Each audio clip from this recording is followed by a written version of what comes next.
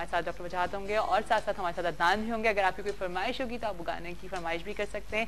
आज का सवाल मैं बता देती हूँ कि मुझे बताइए कि पाकिस्तान का स्विट्जरलैंड किसको कहा जाता है। मैंने ऑप्शन दिए थे आपको, कराची, लाहौर या फिर सवाद। हम जा रहे हैं छोटी सी ब्रेक पे, ब्रेक के बाद आप लोगों से मिलते हैं वाइफ के साथ में। और प्लीज़ ज़रा मेरे लिए दुआ करें क्योंकि मुझे अपने अंदर जो सिम्टम्स फील हो रहे हैं वो हो रहे हैं नज़ले के और बुखार के।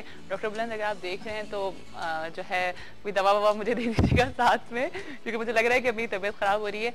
अच्छा जनाब, आप लोगों को जिस तरह से बताया था कि डॉक्टर वजाहत हमें ज्वाइन करेंगे तो उन्होंने हमें ज्वाइन कर लिया है। और आज जिस टॉपिक पर हम बात करने जा रहे हैं वो है हाइपोकॉन्ड्रियासिस। क्या चीज़ है ये, किस वजह से होती है? बकौल डॉक्टर वजाहत के बहुत सारे लोगों में पाई जाती है। जब हम कल इस बात को डिस्कस कर रहे थे तो उन्हीं से पूछते हैं कि क्या चीज़ है। वेलकम करते हैं अपने शो पे उनको। अस्सलाम वालेकुम। क्या हाल है आपके, कैसे हैं? ठीक ठाक हैं? First class. आप कैसी हैं? मैं बिल्कुल ठीक ठाक हूँ, बिल्कुल कल की तरह। अच्छा फिट, लेकिन अभी थोड़ी मुझे तबीयत अपनी थोड़ी सी अच्छा, मुश्किल काम नहीं है रोज सुबह आना और फिर मतलब मत पूछे। आपने 2 दिन लगातार आए हो तो आई कैन फील इट कि ये इतना आसान काम नहीं है। कितना मुश्किल काम है, नो डाउट। पता ये सिर्फ उन्हीं को पता है जो, और पता है रात में भी आपको पूरी प्लानिंग के साथ आपको सोना होता है। एक टेंशन में आप सोते हो, सुबह उठना है। और फिर जैसे तभी हमारे साथ थोड़ी देर पहले हुआ है लाइव शो में, तो ये होता है ना कि हमारी गेस्ट नहीं आ सके, अभी उनकी कोई प्रॉब्लम थी तो फिर आपने खुद ही अपना बोलना है। खैर हम आते हैं अपने टॉपिक की तरफ, हाइपोकॉन्ड्रियासिस। देखिए एक तो इतने मुश्किल नाम होते हैं, नाम बहुत मुश्किल होते हैं, नो डाउट है ना। हाइपोकॉन्ड्रियासिस एक ऐसा मेंटल डिसऑर्डर है जिसमें जो एक डर और खौफ होता है ना, एक्सेसिव फेयर पाया जाता है इंसान का। सही है। हाँ, अपने अंदर इसमें ऐसी थॉट्स डेवलप हो रही होती हैं कि मेरे अंदर कोई ऐसी खतरनाक बीमारी ना पैदा हो रही हो। अच्छा। हाँ, जो कि ऐसी सिम्टम्स के मेरे अंदर एड्स तो नहीं हो रही है, हेपेटाइटिस तो नहीं हो गया है, और ऐसी बहुत सारी बीमारियां और भी हैं कि उनको लगने लगता है कि मेरे अंदर ये चीज़ डेवलप हो गई है। और ये फीलिंग्स अगर 6 से 8 महीने से ज़्यादा रहें, 3 महीने तक के अंदर रहती हैं तो ठीक है, कभी कभी किसी चीज़ का इन्फ्लुएंस भी आ जाता है। लेकिन अगर आपको लगता है कि मुस्तकिल ये डिजीज़ या ऐसी सिम्टम्स हैं, या कभी एक बीमारी का जिक्र हो रहा हो कि मुझे ये हो गया है, मेरे साथ ये प्रॉब्लम्स आ रहे हैं, और 2-4 महीने क्या कोई और बीमारी की बात करने लगी और वो भी इतनी ही यकीन दहानी कराए कि मुझे ये बीमारी हो गई। अगर ऐसी चीज़ें अगर 6 से 8 महीने से ज़्यादा आते हैं तो हम ये बात कह सकते हैं कि इनको हाइपोकॉन्ड्रियासिस हो गया। हाइपोकॉन्ड्रियाटिक पेशेंट्स होते हैं ये। अच्छा। इसकी एक और नाम होता है साइकोसोमैटिक डिसऑर्डर। ठीक है। थोड़ा सा मैं ये नाम है ना, ये बड़े मुश्किल है। समझा भी देता हूँ। साइको हाँ। ऐसी नफ्सियाती तौर पे बात, साइको तो दुनिया को समझ आता है, सोमैटिक का मतलब होता है बॉडी, जिस्मानी। साइकोसोमैटिक तो मतलब नफ्सियाती और जिस्मानी तौर पे ऐसा डिसऑर्डर डेवलप हो जाता है जिसमें छोटी छोटी सिम्टम्स होती हैं। ठीक है। मसलन अगर किसी को हाइपोकॉन्ड्रियासिस है, मेरे पास कई ऐसे पेशेंट्स हैं, मैंने अभी इवन 2 पेशेंट्स को कॉल भी किए कि तुम लोग देखो। अच्छा। हाँ, ताकि तुम लोग को बहुत ज्यादा पता चले, क्योंकि बहुत ही ज्यादा हम लोग जो है ना यहाँ पे बैठते हैं तो चीजों को बहुत ही ये कहना चाहिए कि हाँ, तो बहुत टू दी पॉइंट बात कर रहे हो। तो काफी डिजीज कॉन्सेप्ट लोगों को समझ आ जाता है। अच्छा, एक यहाँ पे मैं आपको एक रोक के ये चीज पूछूंगी कि क्या कहते हैं, ये जो बीमारी होती है ये क्या एग्जिस्ट कर रही होती है बंदे के अंदर या नहीं होती है? नहीं, ये बेसिकली कोई इतनी एग्जिस्ट करती नहीं है। ये एक्चुअली कभी कभी खास किसी की पर्सनैलिटीज होती हैं। ठीक है ना, ऑब्सेसिव किस्म के जो लोग होते हैं, जो हर चीज में जरा खपती से होते हैं, सफाई का ख्याल रखना, ठीक है ना, या चीजों को बहुत परफेक्ट रखना, एक चीज के बारे में बहुत ज्यादा कीन होते हैं। ठीक है ना, तो ऐसे लोग जो अपने ज्यादा सफाई का भी ख्याल रखते हैं, ऐसी थॉट्स आ रही होती है कि ये चीज यहाँ क्यों रख दी, ये चीज वहाँ क्यों रख दी। तो जब ऐसी मेंटालिटी किसी डिजीज की तरफ, जैसे कि मैं आपको इसको और आसान तरीके से बताऊं। पहले कॉलर को ले लेते हैं, फिर आगे इसको कंटिन्यू करेंगे। अस्सलाम वालेकुम। हेलो, अस्सलाम वालेकुम। अस्सलाम वालेकुम, सुबह बखैर। मैं जावेद बात कर रहा हूँ रावलपिंडी से। जावेद बात करें रावलपिंडी से। रावलपिंडी की सुबह कैसी हुई जावेद? बहुत अच्छी, बहुत मजा आ रहा है आजकल तो। अच्छा, मुझे ऐसा लगा जावेद बोला तो एक अंकल का मुझे आया, लेकिन आप तो छोटे से बच्चे लग रहे हो मुझे। हाँ नहीं, मैं टीनेजर हूँ। टीनेजर हूँ, सो स्वीट। अच्छा बताइए क्या कहेंगे जावेद? अच्छा, मुझे पूछना था, मुझे डॉक्टर वजाहत से पूछना था, ये जो आप लोग का टाइटल है हाइपोकॉन्ड्रियासिस जी, ये किस लिए रखा गया है? ये किस लिए रखा गया है? क्या पूछा था? समझ नहीं आया मुझे सवाल। जावेद अच्छा पता नहीं, आई थिंक लाइट ड्रॉप हो गई है। वही कह रहे हैं कि किस लिए रखा गया है ये टॉपिक, तो जरा बताएं कि ये मास्टरी में एग्जिस्ट करता है। देखिए, ये टॉपिक इसलिए रखा गया है, जब मेरे पास जो फेसबुक में जो हमारी लाइन है और जो मैं क्वेश्चन वहाँ पे लिखता हूँ कि कौन से टॉपिक को लाया जाए, क्योंकि हम अपने मेरा मकसद यही है, और न्यू कल हम बात भी कर रहे थे जिया, कि जितना ज्यादा लोगों को इन्वॉल्व करें ना, उतना ज्यादा अच्छा है। अब मैं यहाँ बैठ के हम अपनी पसंद के टॉपिक्स देते रहें और बोलते रहें और लोगों तक वो पहुंच ही ना रहे हो तो मजा नहीं आता। पर्सनली मुझे मजा नहीं आता। तो मैं हमेशा, कुछ लोग हैं हमारे जो बताते हैं कि डॉक्टर वजाद डिप्रेशन पे बात करें, हाइपोकॉन्ड्रियासिस पे बात करें या एडिक्शन पे दोबारा टॉपिक पे बात करें। तो बेसिकली जब मैं देखता हूँ कि कोई एक चीज का ज्यादा डिमांड आ रही है तो मैं करता हूँ। हमारे कुछ पेशेंट्स हैं जो इस मामले से गुजर रहे हैं आजकल। ठीक है। तो जब हम उनसे सेशन देते हैं वो बताते हैं कि आप ये टॉपिक टीवी पे क्यों नहीं बताते, क्योंकि हमारी घर में भी ऐसे लोग मौजूद हैं। जो कि नहीं डॉक्टर वजाद, हमारे इर्द गिर्द ऐसे लोग बहुत होते हैं जो कि अपने आप को कहीं किसी न किसी चीज से रिलेट कर देते हैं, किसी न किसी बीमारी से रिलेट कर रहे होते हैं कि अगर किसी और को अल्लाह ना करे कभी कोई कैंसर है या कुछ है तो वो हम एक अजीब सी कि यार मुझे भी ये हो रहा है, मेरे साथ भी ये प्रॉब्लम, तो ये वही चीज होती है। ऐसा ही कुछ है। पता होता क्या है, इवन मैं तुम्हें बताऊं कि ये तो आप बात कर रही हैं बीमार लोगों के साथ रहने की। जब हम खुद डॉक्टर बन रहे होते हैं और हम बहुत ज्यादा पढ़ रहे होते हैं, ऑब्सेस्ड हो जाते हैं, 8-8 घंटे पढ़ना है, 6-6 घंटे, खासतौर पर फाइनल ईयर के अंदर। तो जो भी हम बीमारी के बारे में पढ़ रहे होते हैं तो एक वक्त ऐसा भी आता है कि लगता है कि वो हमारे अंदर डेवलप ना हो गई हो। खासतौर पे छोटे छोटे सिम्टम्स तो आ ही जाते हैं। जैसे कि हम बात कर रहे हैं गले के बारे में, तो हमें ऐसा लगता है गले में हमें भी कुछ खराश होने लगी है, खाने निकलने में प्रॉब्लम आ रही है। तो इवन ये मेरे साथ भी हुआ हल्का फुल्का और मुझे फील हुआ। फिर मैंने अपने सीनियर से बात की तो मैंने कहा ये हो जाता है। अपने आप को थोड़ा डिटैच करो, हॉलीडेज करो, 2-4 दिन छुट्टी करो।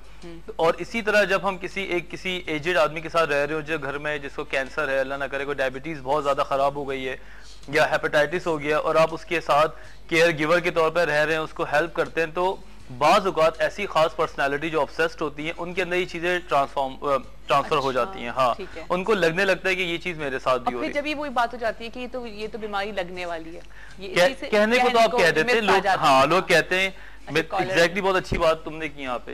एक कॉलर को ले लेती हूँ मैं। अस्सलाम वालेकुम। हेलो, अस्सलाम वालेकुम। अस्सलाम वालेकुम, क्या हाल है आपके? मैं ठीक ठाक। मैं शाजिया बात कर रही हूँ। आपका नया सेट जी शाजिया, कैसी हैं आप? ठीक ठाक हैं? जी जी, बहुत जबरदस्त सेट लग रहा है, बहुत अच्छा लग रहा है। आप हरी हरी जगह पे बैठी हैं। बहुत बहुत शुक्रिया। थोड़ा ऊंचा बोलिएगा शाजिया। जी जी, आपका बहुत सेट अच्छा लग रहा है। इंशाल्लाह ताला 6 महीने जिस तरह गुजरे आप 6-7 साल और गुजारें इंशाल्लाह। इंशाल्लाह जी। आगे क्या कहेंगी शाजिया? मैंने आज यही कहना था, ये जो आज इस टॉपिक पे बात कर रहे हैं, तो मेरे साथ भी कल ऐसे ही वाकया पेश आया कि मैं तो कैंसर की पेशेंट रही हूँ। लेकिन आप थोड़ा सा ऊंचा बोलिएगा, आपकी आवाज बहुत। ब्रेस्ट कैंसर की पेशेंट रही हूँ। तो कल मैं एक फ्रेंड को जिसकी मेरे साथ कीमो लगी थी, सारा ट्रीटमेंट मेरे साथ हुआ था। अच्छा। तो बस कल मैंने उसको अनफॉर्चुनेटली फोन किया तो मुझे पता चला कि उसकी डेथ हो गई। तो वो मैं इतनी शॉक में हूँ, आज मैं बता नहीं सकती कि वो मुझे सब कुछ फील हो रहा है कि कहीं मेरे साथ ना ऐसा हो, मुझे कुछ ना हो रहा अंदर ही अंदर। तो ये मैं इससे कैसे, डिप्रेशन से कैसे निकलूं, मुझे कुछ समझ नहीं आ रही जी। तो आप प्लीज इसके बारे में मुझे बता दें कि जाहिर हम लोगों ने बहुत टाइम साथ गुजारा, कीमो मेरे साथ थी, लेकिन इसका दोबारा हो गया था कैंसर का। नंबर ले लो तो ये प्लीज आप सब बताएं। अच्छा शाजिया, आप अपना नंबर भी जरा कंट्रोल रूम में प्लीज आसिफ इनका नंबर ले लीजिएगा, क्योंकि आप जो जी आप नंबर दे दीजिएगा कंट्रोल रूम में, तो इंशाल्लाह मैं आपसे बात करूंगा। और इसकी जो कॉजेस हैं, जब तक हम इसको एग्जैक्टली जानेंगे नहीं तो हम ट्रीटमेंट कर नहीं सकते। और उसके साथ कोई मेडिकल ट्रीटमेंट भी मैं इंशाल्लाह आपकी कर सकता हूँ, और कुछ साइकोथेरेपी होगी जो कि उन चीज़ों से आपको डिटैच कर देगी जो चीज़ें आपके साथ एसोसिएट हो गई हैं, जो कि आप पेशेंट के साथ रहती थी या कोई ऐसा हादसा हो गया। तो इतना परेशानी की बात नहीं है। आज इसकी डेफिनेशन को समझें, आप इस बात को समझें कि ये हो क्यों रहा है और किस तरफ से आपके पास आई ये बीमारी। तो जब आप इसको इस तरह समझ जाएंगे तो इंशाल्लाह ताला इसको बहुत ईजी होता है सॉर्ट आउट करना। ठीक है शाजिया। अच्छा, आप अपना नंबर देते हैं और आप वो भी जो आप अपना प्रमोशन आप जो अनाउंस भी करते हैं कि आप वाइब के चैनल के थ्रू, मॉर्निंग शो के थ्रू जो आप करेंगे। एक और बात जो कि हमने न्यू ईयर रेजोल्यूशन के तौर पे सोच रहे थे कि इंशाल्लाह ताला के जो पेशेंट वाइब टीवी पे पर्सनली आएगा, कोशिश करेगा अपने आप को ठीक करने के लिए, क्योंकि साइकियाट्री के अंदर कोई ऐसे पेशेंट्स होते हैं जो अपने आप को ठीक करना नहीं चाहते। तो फैमिलीज बड़ी परेशान होती हैं कि ये आखिर कैसे हम अपने लव वन को ठीक करें। तो आज हम आपको एक बात कह रहे हैं कि अगर पेशेंट नहीं आता, अगर पेशेंट ट्रीटमेंट की तरफ नहीं आना चाह रहा, तो फैमिली ने उस टॉपिक को समझना है, उस इश्यू को समझना है, और उसके बाद आपने हमसे कांटेक्ट करना है। इंशाल्लाह ताला हम पेशेंट को भी लेकर आएंगे, फैमिली के थ्रू उसको इंटरवेंशन भी कराएंगे, और जितनी भी ट्रीटमेंट होगी मेरी तरफ से वो आप लोग के लिए फ्री भी हो सकती है। ठीक है ना? डॉक्टर वजाहत, फ्री जब होगी, एक शर्त है, फ्री कोई चीज नहीं देता मैं।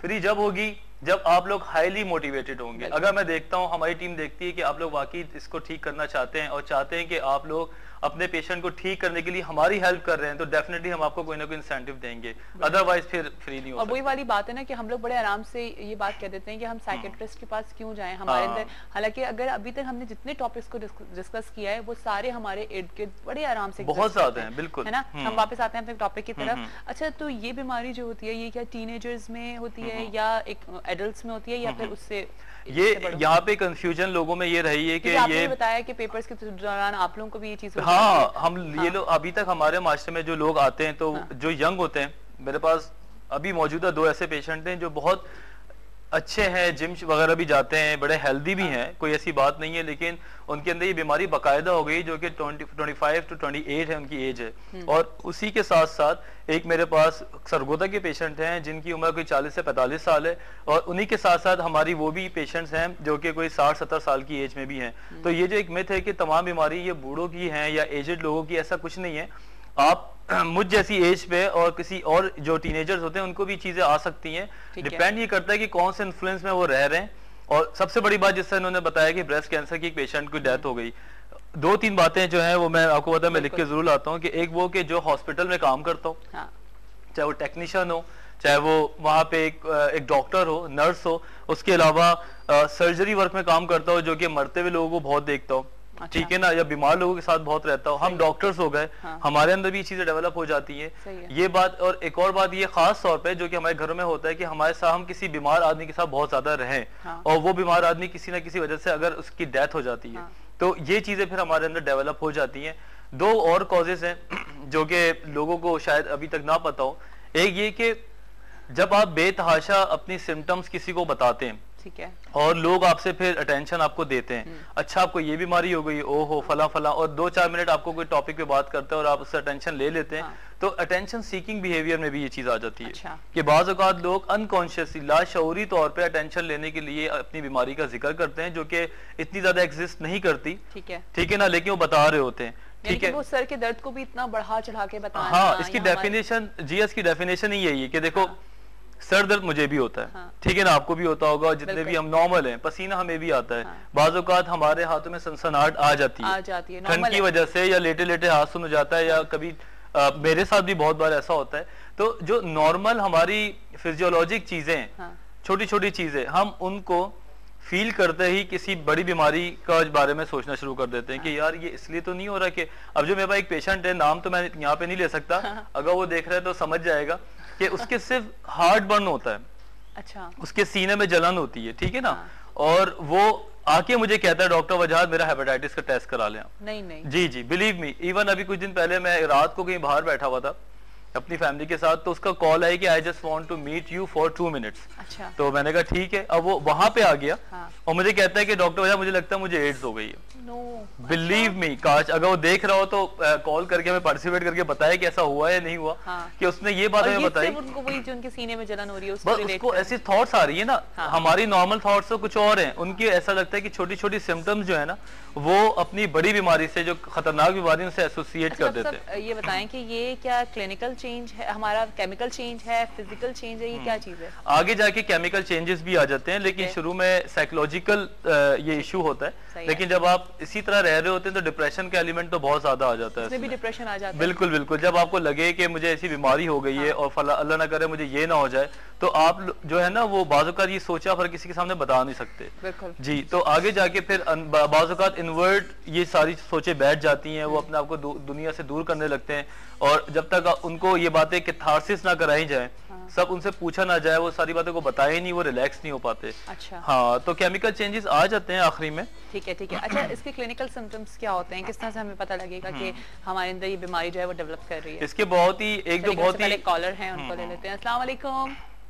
अस्सलाम वालेकुम, सुबह बखैर, कौन बात कर रही हैं? हेलो जी, अस्सलाम वालेकुम। वालेकुम अस्सलाम जी, सुबह बखैर, कौन बात कर रहे हैं? जी इमरान बात कर रहा हूँ वाकैंड से। अदनान कहाँ से? जी वाकैंड से। वाकैंड से। कैसे हैं अदनान, आप ठीक ठाक हैं? जी ठीक ठाक। अच्छा, क्या कहेंगे अदनान? मैडम आपसे एक रिक्वेस्ट करनी थी, माइक कीजिएगा। जी जी बताइए।